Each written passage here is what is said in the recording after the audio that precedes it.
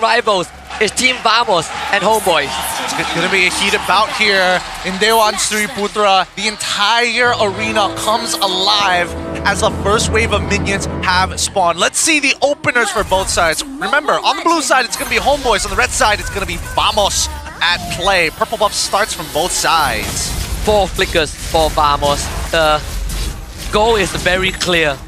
We have a Badang that we need to flicker out of, but we also have plenty of ways to dive the backline. And we saw what happened to Zayed when he had to deal with Lapu Lapu and Cho that can get right on top of him with a flicker. This is almost the same, kind of the same application.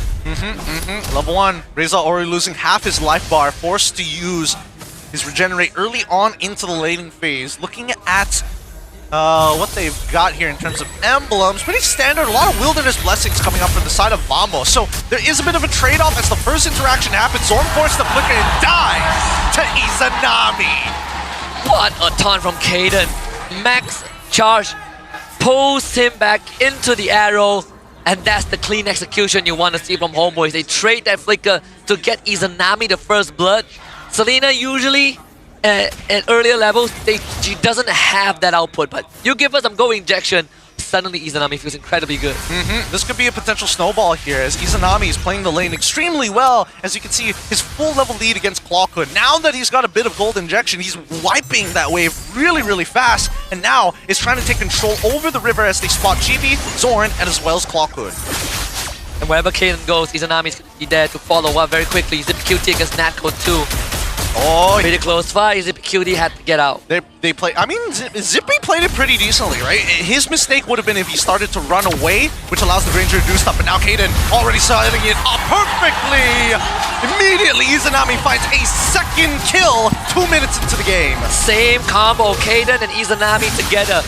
Toto down a half, Rezza's gonna build the wall, and now Cayden finds another taunt. Chibi is the target, but this time support is there. Gojes though ends up getting traded back. Cloud chased away, EyyMal with the turtle, another arrow lands. Rezza does die to the Thorn Rose. SOD dangerously close. Izanami now gets gone up by Xorn.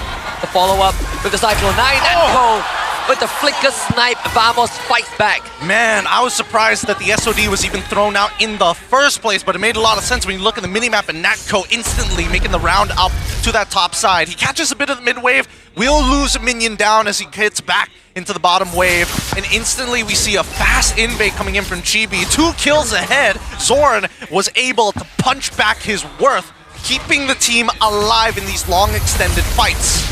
Slightly unfortunate that Rezza wanted to hold the front and then dies to a Thorn Rose, but aside from that, another response. Izanami stood no chance.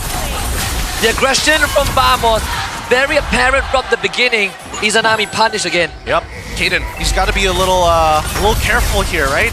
He needs to use that ult as a means to get them out of these tough positions. Xorn flickering out of the way as Natco has already tried to double wave since minute number 2. Things are going pretty well for Vamos despite the early game blunders. Yeah, almost getting a purple buff steal there. Zippx with the SOD.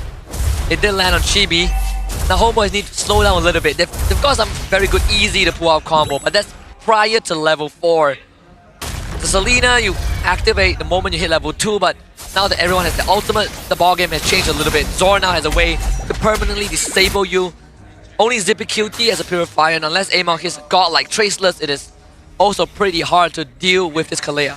Speaking about pretty hard to deal with Kalea, I think that right now Vamos is starting to find the motion in the ocean, you know? They're following the momentum. They're getting a bit of a pacing for themselves as you see that GB is focused on mainly stealing as many camps as possible to slow down EyyMal, right? With the new changes, with the recent, changes to Yishinshin, his early game isn't as devastating as it was before, but it doesn't mean that you can't get picked off by just the Mountain Shocker's turtle boat. Yeah, Gojes Mind Sweeper, so all the traps are gone. The arrow connects on the Shocker, Rezza flickers on the Clockwood to get rid of the Feather Airstrike, but still Chibi, good on the retribution. The AOG from Cayden, a bit too late as Rezza goes down and Vamos punished. Woo! 2 for nothing and the turtle in the bag. Vamos look for that mid-tier 1.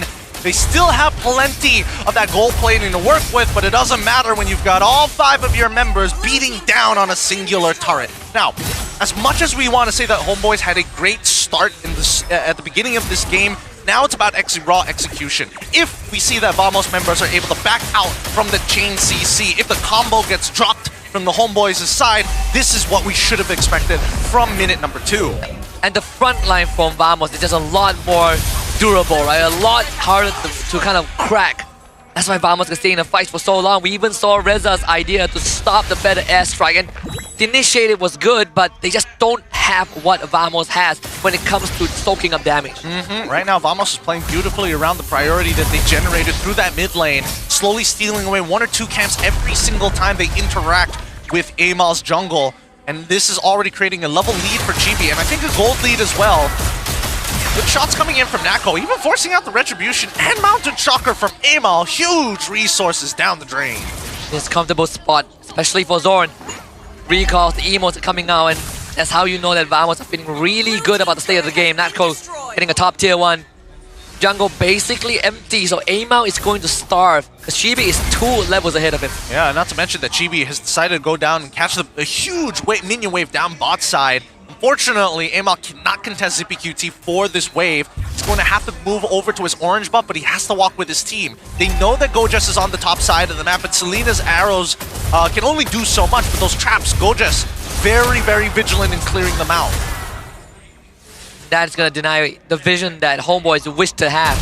This purple buff is also not safe because Chibi can easily come and contest.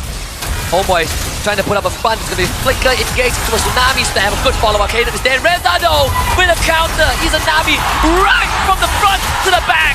And HomeBois strike back, but Vamos just too far ahead.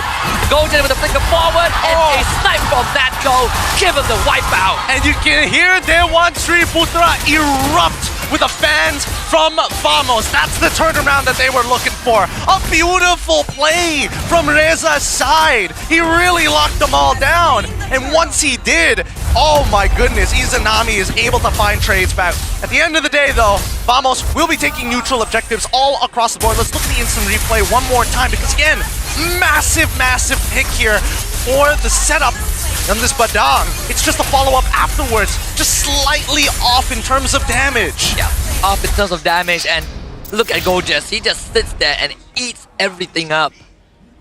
Good attempt from HomeBois, but that has now turned to a major setback. Almost 7,000 deficit. Yeah, very early lead here, especially 7 minutes into the game.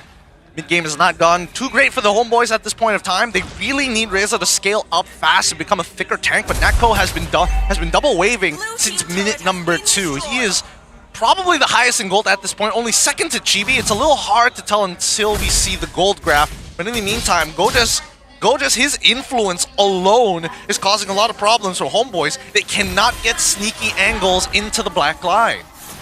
And Xorn's engages always puts HomeBois as a disadvantage. You either start the fight 1 man down, or whoever that survives the Tsunami Slam is not in a condition to commit to the fight.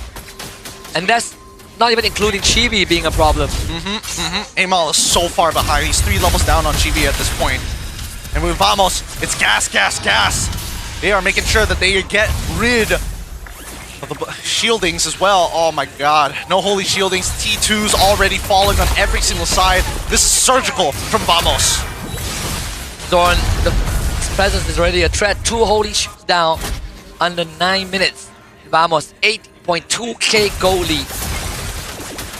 Slowly going to take the space at this point, and HomeBois struggling to find any kind of economic advantage against Vamos' side. And Vamos, at this point, locking them inside their base is the most ideal, right? Giving them the space to actually play around is unideal. And I think at this point, with the way that Vamos has kind of opened up the map, I'm surprised that Gojes even bothered going to the top side, knowing that the camp is going to spawn a little late. They will have first dibs on the Lord, even SOD being committed, but Gojes already in position to block it.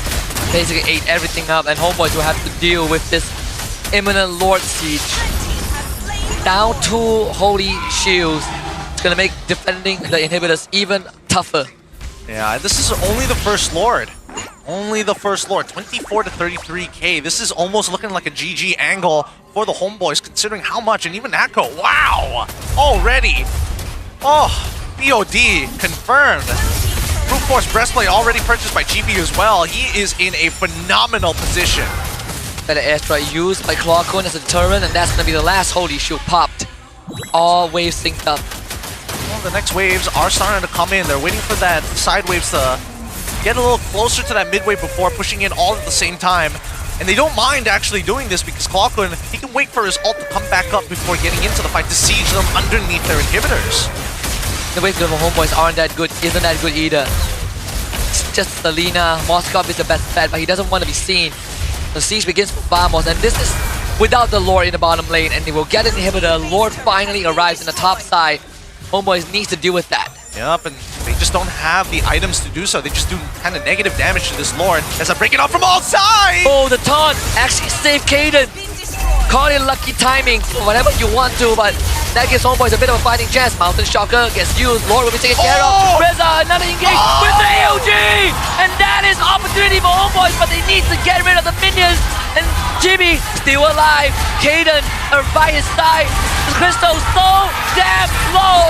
And Vamos will do